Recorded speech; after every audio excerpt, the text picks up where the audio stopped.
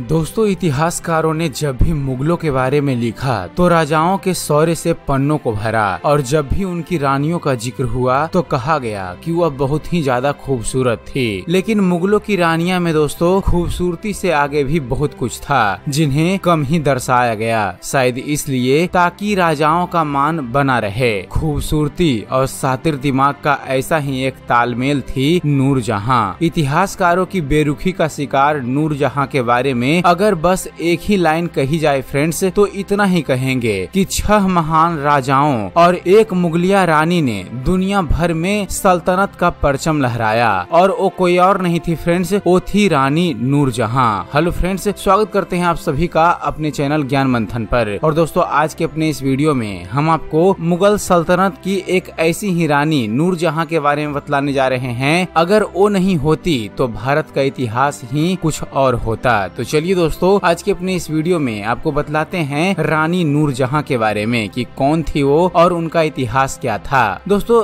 रानी नूरजहां ने 16 साल तक जहांगीर के नाम पर हिंदुस्तान की गद्दी संभाली थी। पुरुषों से भरे समाज में जहां महिलाएं पर्दे में रहा करती थी, उन्हें नुमाइश की चीज से ज्यादा कभी कुछ समझा नहीं गया। वहाँ एक औरत का देश संभालना इतना आसान नहीं था। फ्रेंड्स, बात तब की है जब दिल्ली के तख्त पर अकबर की बादशाहत थी। ईरान का गयास बेग अपनी बेगम और 2 बेटों के साथ दिल्ली की ओर रवाना हुआ, ये सोचकर कि शायद यहाँ कोई ठौर ठिकाना मिल जाए। रास्ते में कंधार की बेगम ने एक बेटी को भी जन्म दिया। हालांकि गयास बेग उस बच्ची को अपने साथ ले जाने के मूड में नहीं था। तभी एक राहगीर ने उन्हें सलाह दी कि अपनी औलाद को भी बेटी के साथ ऐसा ना करे। उस राहगीर की बात मान गयास बेग अपने परिवार को लेकर दिल्ली आ गया। दोस्तों, कुछ ही दिन में अकबर के दरबार में गयास बेग को नौकरी मिल गई। दिन अच्छे गुजरने लगे, परिवार संभल गया,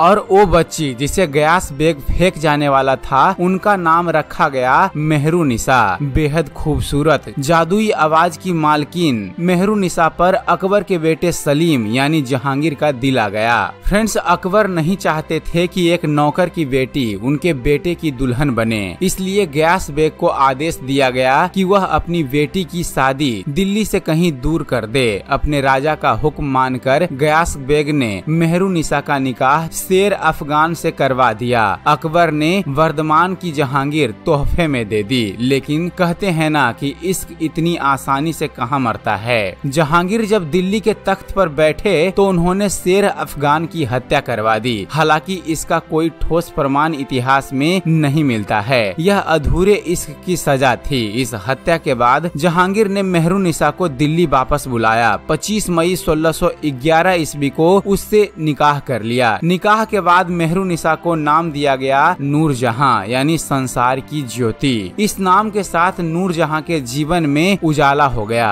1616 ईस्वी में लंदन से भारत आने वाले ब्रिटिश अफसर थॉमस रो ने जहांगीर के शासन काल को 3 साल तक नजदीकी से देखा। उन्होंने नूरजहां को भी परखा। उन्होंने अपने नोट में लिखा है कि 1620 के आसपास जहांगीर शराब और अफीम की लत के चलते दमे का रोगी हो गया। तख्त संभालना मुश्किल हो गया। तब नूरजहां ही थी जिसने सब थाम रखा था। मलिकाए हिंदुस्तान बनने के बाद महज 1 साल में नूरजहां ने ईरान से आए अपने परिवार को मुगलों के सबसे करीबी बना दिया। इसके लिए उसने 1612 ईस्वी में अपने भाई असफ खान की बेटी अर्जुवंत बानो, जिसे मुमताज महल के नाम से जाना जाता है, उसका निकाह शाहजहां से करवाया। अपनी पहली शादी से नूरजहां की एक बेटी थी जिसका नाम लाडली बेगम था। 1620 ईस्वी में नूरजहां ने लाडली बेगम का निकाह जहांगीर के चौथे बेटे शहरयार से करवाया, यानी कल की माँ की बेटी आगे चलकर सास बहू बन गई। जहांगीर खुद अपने बेटे की बारात लेकर नूरजहां के मायके गया था। अकबर के काल में ही काबुल के दीवान रहे नूरजहां के पिता को एतमा-उद-दौला का खिताब दिलवाया गया। ये भी नूरजहां की ही एक पहल थी। इतना ही नहीं फ्रेंड्स, 1625 ईस्वी में उसने अपने भाई असफ खान को लाहौर का गवर्नर नियुक्त करवाया। बाद में उसे शाहजहां का मुख्यमंत्री बनवाया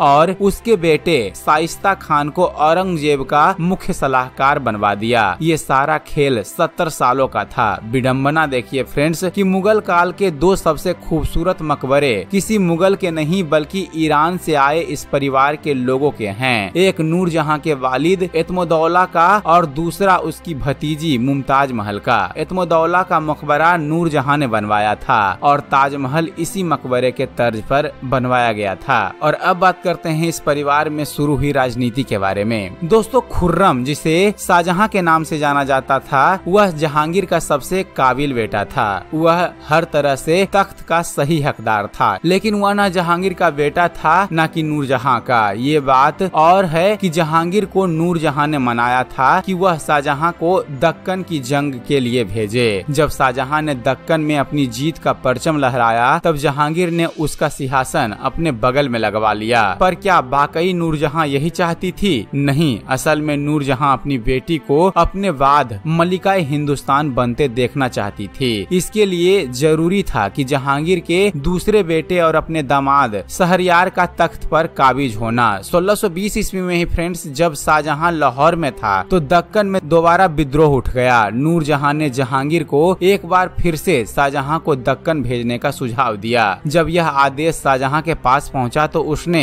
मानने से इनकार कर दिया। असल में शाहजहां दक्कन की चढ़ाई बरसात गुजरने के बाद करना चाहता था, पर नूरजहां ने इसके पहले ही जहांगीर को यह समझा दिया कि शाहजहां बगावत के मूड में है। जहांगीर ने भी नूरजहां की नीयत पर शक नहीं किया था, इसलिए उसकी बात मान वह अपने बेटे के खिलाफ ही जंग के लिए लाहौर पहुंच गया। अपनी जीत पक्की करने के लिए नूरजहां ने अपने धुर विरोधी मुगल सेनापति महावत खान से हाथ मिला लिया। उधर शाहजहां ने दक्कन में अपने दुश्मन मालिक अंबर, उदयपुर के राणा करण सिंह और आसफ खान, जो नूरजहां का भाई और उसका ससुर था, उसको अपनी ओर मिला लिया। यानी बहन और भाई सब मुगलों का मोहरा मानकर सह और मात का खेल खेल रहे थे। जहांगीर अपने पिता और मुगल सेना की ताकत से परिचित था, इसलिए दोनों के बीच संधि हो गई। लेकिन संधि की शर्त में नूरजहां ने जहांगीर के दोनों बेटों औरंगजेब और दारा सिकोह को आगरा दरबार में बुलवा लिया। नूरजहां ने ये सारा चक्रव्यूह अपने परिवार, भाई और दामाद को सत्ता परस्त बनाने के लिए रचा था। जब तक शाहजहां आगरा से दूर था, तब तक नूरजहां ने जहांगीर की कई रियासतें, संपत्तियां शहरयार के नाम करवा ली थी। इसी बीच जहांगीर के दूसरे बेटे परवेज की मौत हो गई। वह अब निश्चिंत थी कि शहरयार के बादशाह बनने में सारे रोड़े हट गए हैं, पर ऐसा हो न सका। राजौरी में जहांगीर की मौत हो गई। यह वो वक्त था फ्रेंड्स, जब तख्त पर न तो शाहजहां था न ही शहरयार। शाहजहां दक्कन में अपनी ताकत का लोहा मनवा रहा था और शहरयार लाहौर में काबिज था। पिता की मौत के बाद शहरयार ने खुद को लाहौर में ही सम्राट घोषित करवाकर संपत्ति पर कब्जा कर लिया। लेकिन शाही सेना के ज्यादातर सिपह सलार शाहजहां की तरफ थे, इसलिए जंग होना तय हो गया। लाहौर से 15 किलोमीटर दूर दोनों खेमों में कई दिनों तक खून खराबा चला।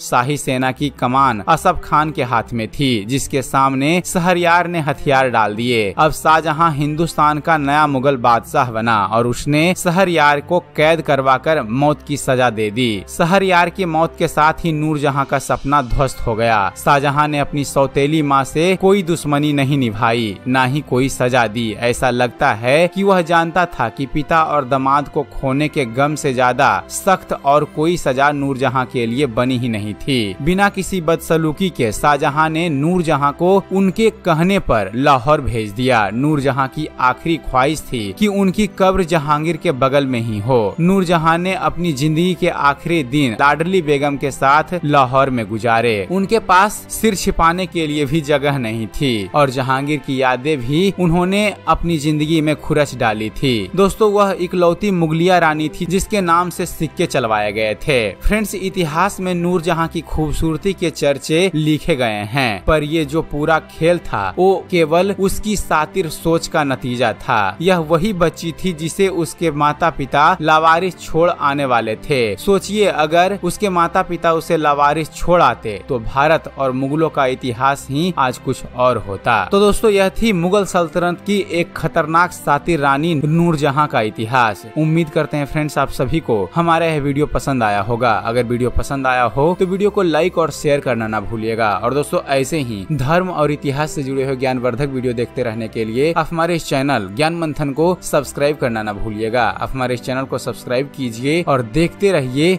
जानते रहिए। धन्यवाद। जय हिंद।